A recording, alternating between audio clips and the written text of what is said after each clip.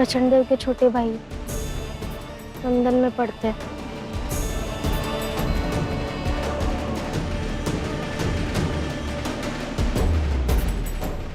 वहां से आने वाले थे और उसी खुशी में लक्ष्मी दीदी ने और प्रचंड की पत्नी ने साथ में लड्डू बांटे थे।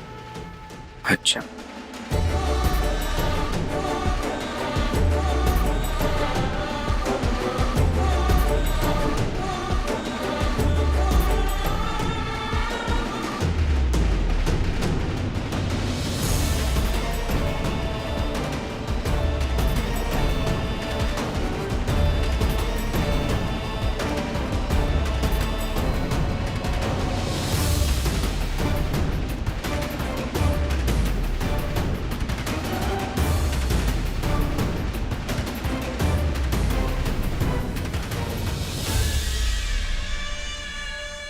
भीमराव, ये हैं प्रचंड देव जी के छोटे भाई वैभव देव। अभी अभी लंदन से पढ़कर वापस आए। नरोत्तम, वैभव हम 4 भाइयों में सबसे छोटा है, बाकी तो रहे नहीं, और वैभव को हम अपने पुत्र के समान मानते हैं। समझ लो कि हमारी आने वाली पीढ़ी यही संभालेगा। भीमराव, देख क्या रहा है? प्रणाम कर।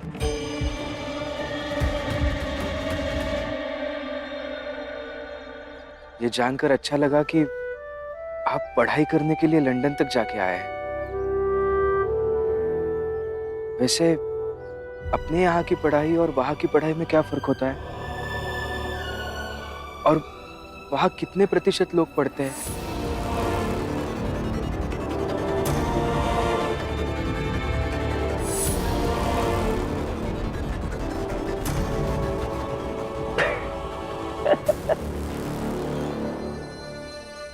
क्या क्या पागल है क्या ये?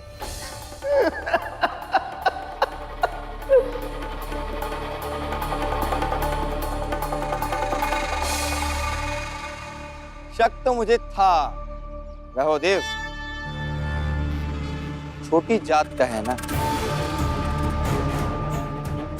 लंदन से आए किसी व्यक्ति से पहली बार मिला है, इसीलिए पगला गया है। वैभव, यह छोटी जात का आदमी हमेशा अपनी हैसियत से ऊपर ही सोचता है। इसकी यही बात हमें बहुत पसंद आती है। अब देखो ना, ये अपने बाप के 2.5 रुपए की पेंशन के लिए इस दफ्तर में धक्के खा रहा है, और तुमसे पूछता है कि लंदन में कितने प्रतिशत लोग पढ़ते हैं। मेरे पति चाहे जहाँ रहे, चाहे धक्के खाए या मीठी रोटी खाए,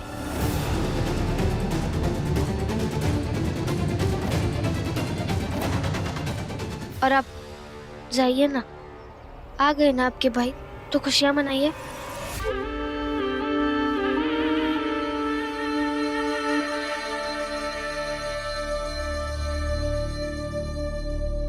हम खुशियां बांटते भी हैं।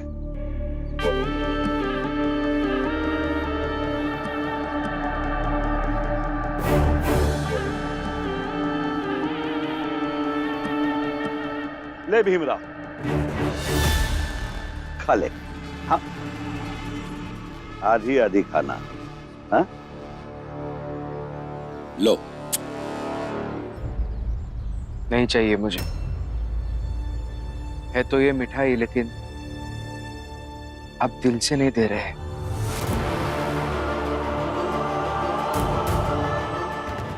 इसके पीछे आप मुझे अपमानित करने की कोशिश में है, तो रहने दीजिए। नहीं चाहिए मुझे। छोटी जात के होके बड़ी बड़ी बातें करते हो। औकात भी नहीं है कभी ऐसी मिठाई खाए होगे।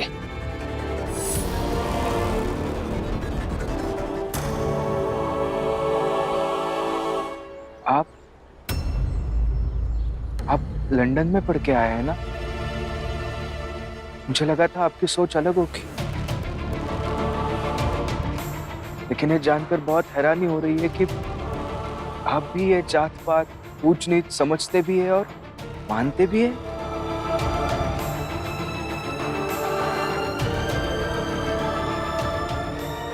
और बात रही है मिठाई की, तो ऐसी मिठाई मैंने आज तक नहीं खाई, आगे भी नहीं खाऊंगा। क्या फर्क पड़ता है?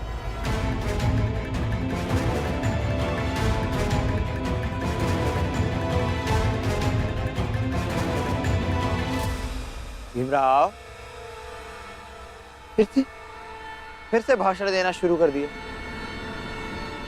प्रचंडदेव जी, आप लोग जाइए। भीमराव घबराओ मत, मैं हूं। मैं तुझे तेरे बाप की पेंशन दिलवाता। भीमराव, तेरे नाम की मिठाई तो हम वापस रख भी नहीं सकते।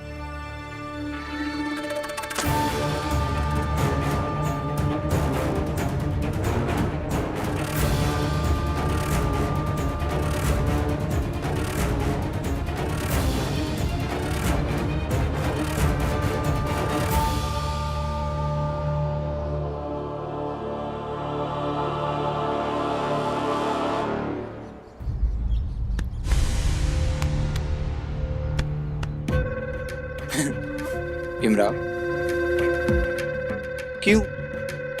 क्यों अपना समय बर्बाद कर रहे हो? हाँ?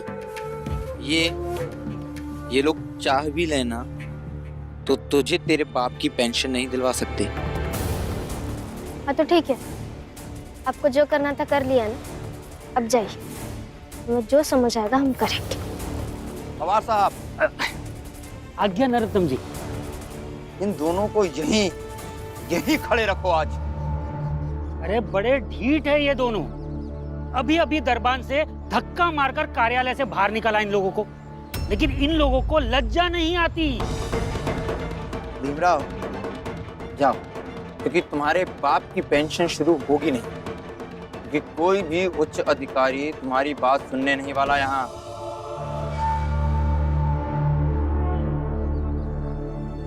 मुझे तो लगता है कि आप कई बार ऐसे ही बोल देते हैं। आपकी किसी भी उच्च अधिकारियों से वगैरह जान पहचान नहीं है, सिर्फ बेकार की बातें करते हैं। पवार साहब नादान है, इसे पता ही नहीं कि मेरी पहुंच कहां कहां तक है।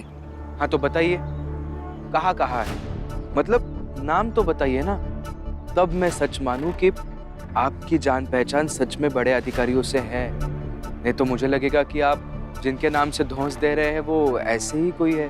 बंबई के पेंशन डिपार्टमेंट के सबसे उच्च अधिकारी क्लाइव, लक्ष्मीकांत वागले, प्रतीक शिंदे, इससे भी बड़ा कोई उच्च अधिकारी है क्या इस बंबई में पवार साहब? ये तीनों सबसे उच्च अधिकारी हैं। तो बस इन सब तक खबर पहुंच गई है भीमराव। क्लाइव, लक्ष्मीकांत वागले और प्रतीक शिंदे। अब इन तीनों अधिकारियों के नाम से ही शिकायत दर्ज करूंगा कि इन तीनों ने नरोत्तम जोशी के कहने पर मेरे बाबा की पेंशन रोक दी है और मेरी चिट्ठी का कोई जवाब नहीं दिया है। पवार साहब, आपके दरबान से कहिए कि कंप्लेंट रजिस्टर लेके आए। दिमाग खराब है क्या तुम लोगों का? नहीं, अब दिमाग काम करना शुरू किया है और हम यहाँ से तब तक घर नहीं जाएंगे जब तक हमारे बाबा की पेंशन शुरू नहीं हो जाती, या तो वो तीनों अगर हमसे बात नहीं करते। वो आएंगे तुमसे यहाँ बात करने। यहाँ नहीं आएंगे तो अदालत में तो आना ही होगा ना उन्हें, और आपको भी तो आना होगा गवाही देने के लिए कि आपने मेरे बाबा के पेंशन के मामले में व्यक्तिगत खुन्नस निकाली है, और किसी भी सरकारी काम में व्यक्तिगत खुन्नस निकालना यह कानूनी अपराध है।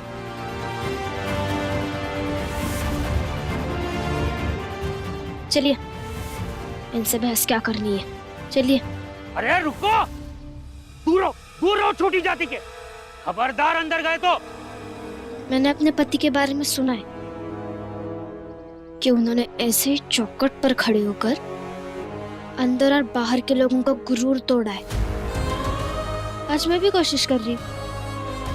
और पवार साहब, हमारे बताने से पहले ही आपको पता था कि मेरे पति भीमराव अपने बाबा की पेंशन संबंधित बात करने आए हैं, है ना?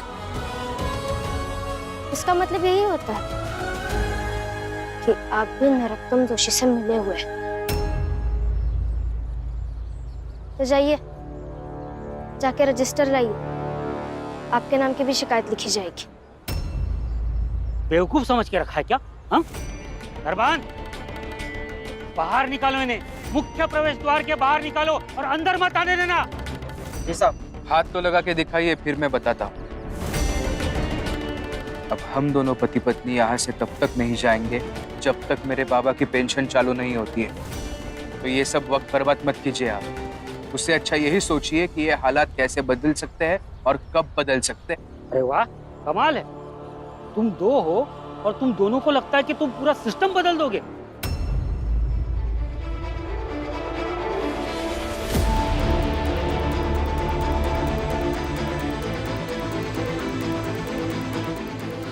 एक बार इन्होंने भी मुझसे कॉलेज में यही सवाल पूछा। कुछ ज्यादा ही बोल रहे हो तुम लोग। मुट्ठी भर हो, तब तो बचा लोगे इसे। तब मैंने जो जवाब दिया था वही आपको दे रहा हूं। हम इतने लोग हैं, इतने हैं कि आप हमें गिनने से घबराते हो। इसलिए अभी सिर्फ इतना सोचिए कि मेरे बाबा की पेंशन कब चालू होगी और कितने जल्दी चालू होगी। मरो दोनों पति पत्नी यहीं।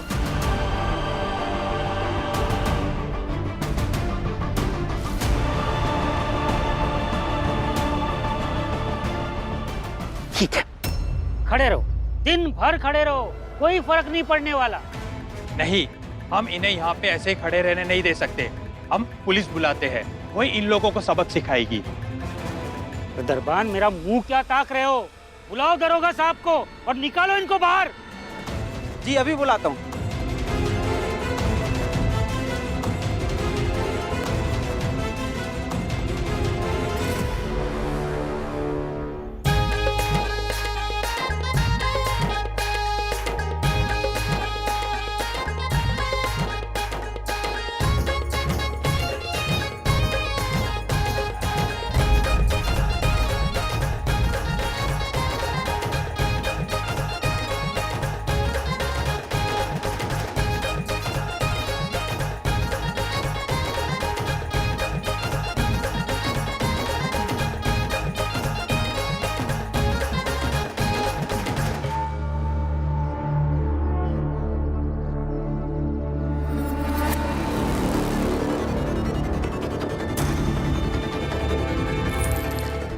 तो सभी खुशियां मनाओ।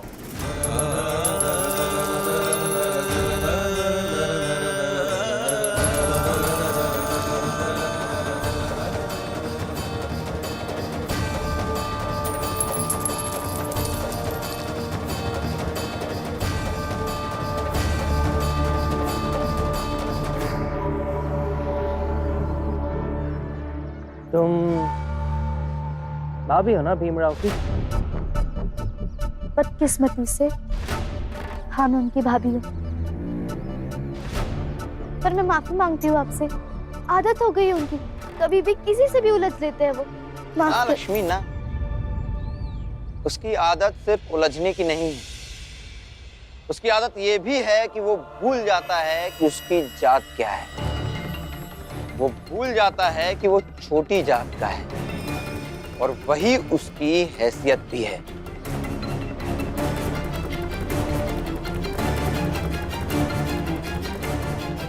उससे कहो अपनी किताबें लेकर यहाँ आए। वहां बहुत दिखा रहा था सबके सामने कि उसे पढ़ाई में बहुत झुकाव है।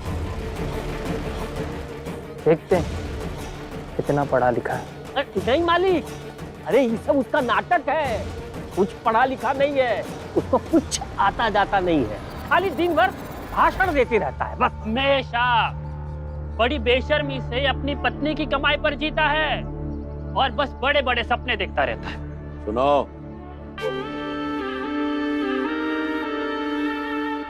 हमारे भाई ने कहा ना, तो भीमराव से कहो कि वो अपनी किताबें लेकर यहाँ आ जाए। वैसे भी गली मोहल्ले में बैठकर कभी पढ़ाई होती है क्या? हमारा भाई लंदन से आया है, ये बताएगा भीमराव को पढ़ाई लिखाई के मायने। समझे? ठीक है, बोल दूंगी उन्हें। अच्छी बात। अब तुम लोग जाओ। प्रणाम मालिक।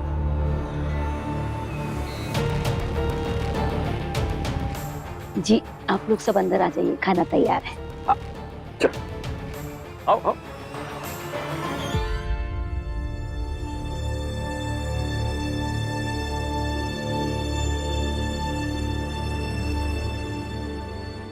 जानते हैं आप, जब से मैंने आपके बारे में आपका ये किस्सा सुना है ना, कि आप अपने एक एक हक के लिए कठिन से कठिन संघर्ष करते हैं, तभी मैंने सोच लिया था कि जीवन अगर मौका देगा तो आपके साथ वो सब करूंगी। आज पहली बार आपके साथ इस तरह से अपने हक की लड़ाई लड़ रही हूँ। अच्छा लग रहा है। आज लग रहा है कि मैं भीमराव अंबेडकर की पत्नी हूँ।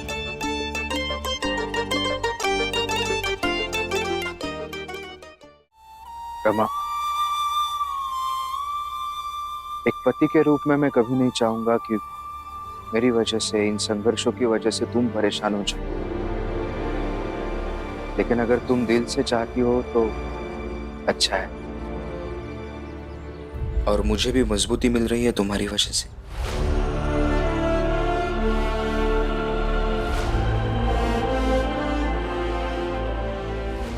और सब बाबा की पेंशन शुरू करवा के ही जाएंगे।